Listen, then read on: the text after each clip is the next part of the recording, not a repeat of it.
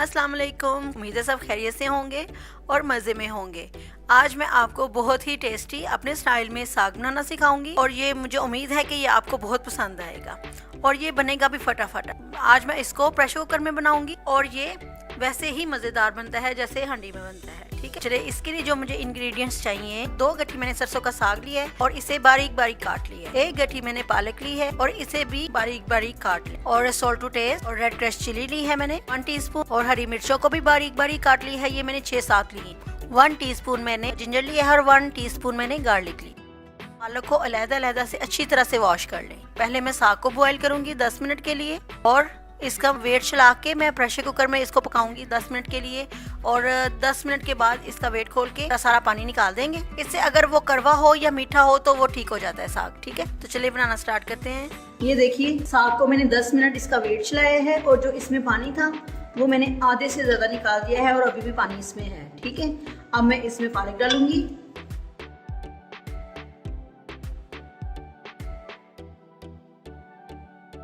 पालक डालने के बाद मैं इसमें हरी मिर्ची डालूंगी, जिंजर गार्लिक पेस्ट डालूंगी। अब मैं सॉल्ट और रेड क्रश चिली डालूंगी।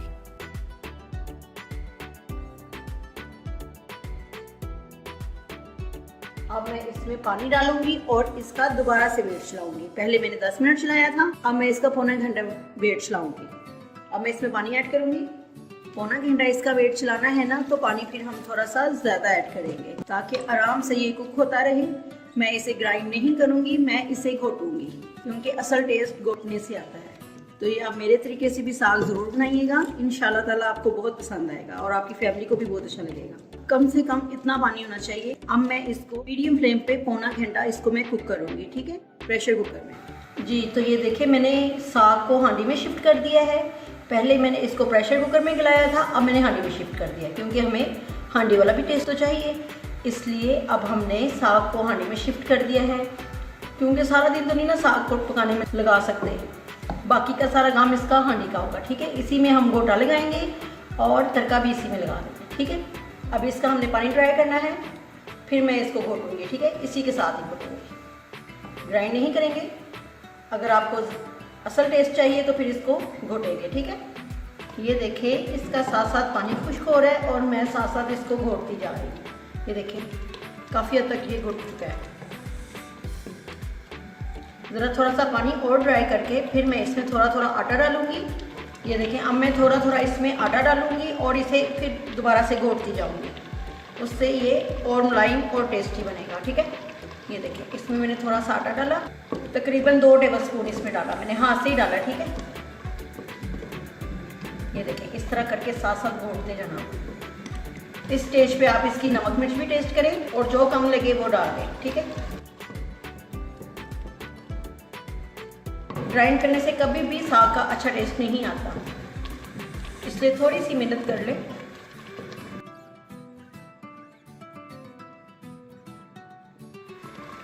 ये देखें माशाल्लाह से देखें बिल्कुल मैश हो गया। ये कोई इसको ग्राइंड नहीं किया, सिर्फ इसको घोटा है अच्छी तरह से। बस हम इसे गला लेंगे ना, गुट भी जल्दी से ही जाएगा। ठीक है, चलें अब तकरीबन 2 टेबलस्पून मैं इसमें और आटा डालूंगी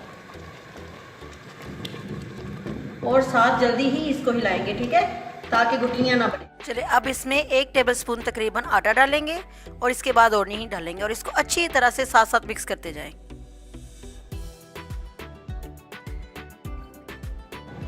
अब मुझे इसमें से जितना चाहिए होगा ना, मैं उसको सिर्फ तड़का लगाऊंगी, सारे को नहीं लगाऊंगी। ठीक है, बाकी आप इसको ठंडा करें और किसी एयर टाइट डब्बे में डाल के फ्रीज कर दें और जब दिल करे इसे निकालिए, तड़का लगाइए और खाइए। इसके साथ मैं आपको मकई की रोटी भी सिखाऊंगी, वो नेक्स्ट वीडियो में। ठीक है, चलिए ये देखिए अब मैंने पैन में हाफ कप तकरीबन ऑयल डाला है और इसमें मैं अब 1 टीस्पून जिंजर डालूंगी क्रश और 1 टीस्पून गार्लिक डालूंगी। ये देखिए,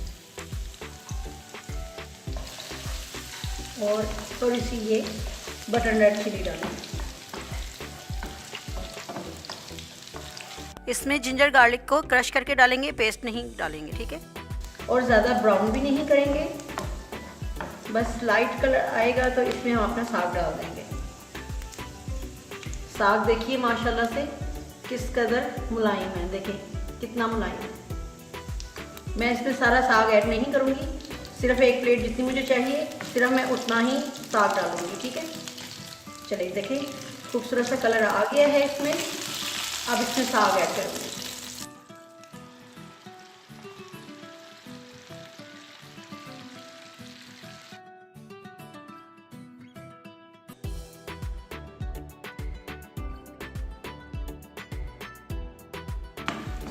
ये देखें अब मैं इसमें धनिया ऐड करूँगी।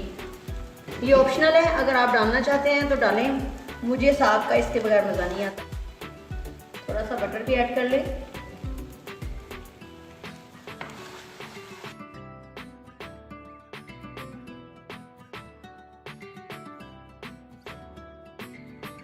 तो ये देखें माशाल्लाह से ये तैयार है। अब मैं सिर्फ इसका फ्लेम बंद कर दूँगी। तो लीजिए अल्हम्दुलिल्लाह मज़ेदार सा साग हमारा तैयार है।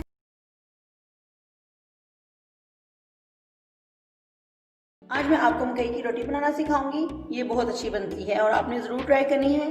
इससे पहले मैं आपको साग की रेसिपी सिखा चुकी हूँ, तो अब साग के साथ आप इसको ज़रूर बनाइएगा, ठीक है। इसके लिए जो मैंने चीज़ें ली हैं वो ये हैं। इसके लिए 2 कप मैंने मकई का आटा लिया है और 3/4 कप यानी कि पौना कप मैंने घर वाला नॉर्मल वाला आटा लिया है, ठीक है। तो इसको हम मिक्स कर लेंगे और इसमें ऐड करेंगे सॉल्ट 1/2 टीस्पून और इसमें मैं डालूंगी घी, बनास्पति घी, ठीक है, 1 टेबलस्पून भर के, ठीक है। इसको मैंने मेल्ट कर लिया है और ये ऐड करूंगी। इसकी जगह आप देसी घी भी डाल सकते हैं, ऑयल भी डाल सकते हैं और नीम गर्म दूध से इसे गूंद लूँगी, ठीक है। चलिए आइए बनाना स्टार्ट करते हैं। चलिए आटे को पहले मिक्स कर लेंगे और साथ ही सॉल्ट भी डाल देंगे, ठीक है। इसको करें अच्छी तरह से मिक्स। इस रोटी को तो सादे भी खाएं ना साग के बगैर, तब भी बहुत मज़ा आता है और बच्चे भी बड़े शौक से खाते हैं। और अब मैं इसमें डालूंगी घी,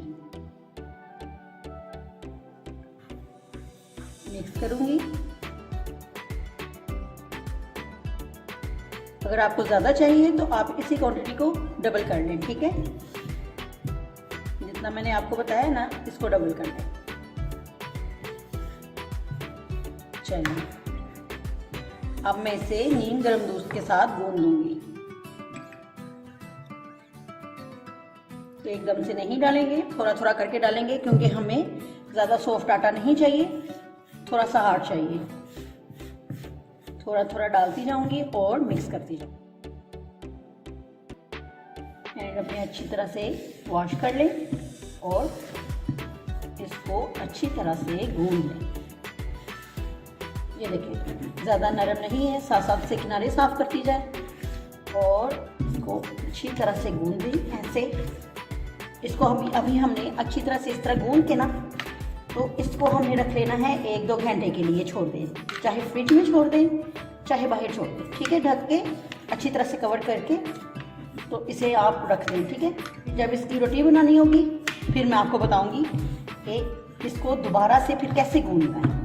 वीडियो को पूरा देखा करें, ठीक है ना, सारी वॉच किया करें। अब जब हमने रोटी बनानी होगी तो यहाँ से तो हम हथेली के साथ इसको ऐसे ऐसे मसल के ना तो फिर हम बनाएंगे, ठीक है।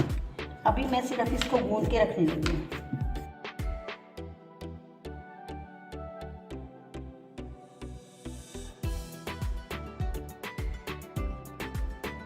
चलें अब मैं इसको एयरटाइट डब्बे में डाल के ढक के इसे मैं छोड़ दूंगी 1-2 घंटे के लिए, ठीक है। उसके बाद फिर इसकी रोटियां स्टार्ट करते हैं। ये देखिए 2 घंटे हो गए हैं। अब देखिए आटा कितना स्मूथ हो गया है। अब मैं देखिए इसके बनाती हूँ पेड़े। एक पेड़ा बनाऊंगी, जितना आपको चाहिए ना आपने उतना पेड़ा लेना पहले, और इसको यहाँ पे रख के इसको हम मसलेंगे ऐसे। ये हथेली से यहाँ से इसको मसलेंगे, इससे इतनी स्मूथ और प्यारी सॉफ्ट रोटी बनेगी हमारी। ये स्टेप आपने जरूर करना है, ठीक है, वरना टूटेगी। ये देखिए अब ये और स्मूथ हो गया, ठीक है। चले अब हम नीचे मकई का आटा डस्ट करेंगे।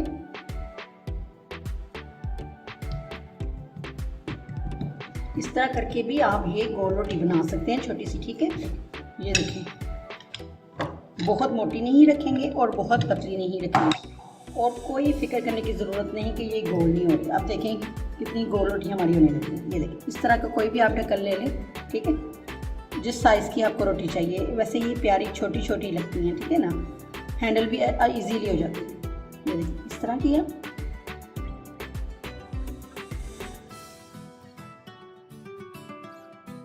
اب اسی طرح میں نے ساری روٹیاں بنا لینی ہیں، ٹھیک ہے. تو یہ دیکھیں توا گرم ہو گیا ہمارا.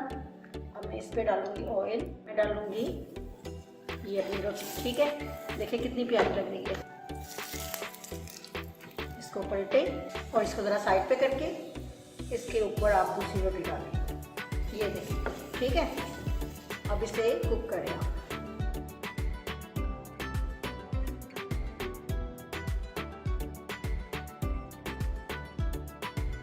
بہت پتلی نہیں بیلیں گے، تھوڑی سی موٹی رکھیں گے، پھر یہ اچھی بنتی ہے. میڈیم فلیم پہ پکائیں گے تاکہ یہ اچھی طرح سے اندر تک کوک ہو جائے، ٹھیک ہے.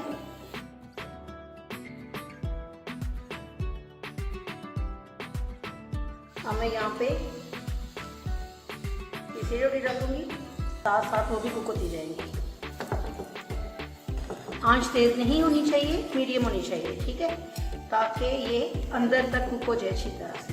یہ دیکھیں یہ دونوں سائڈوں سے اچھی طرح سے کوک ہو گئی. اسے میں اتار لوں گی.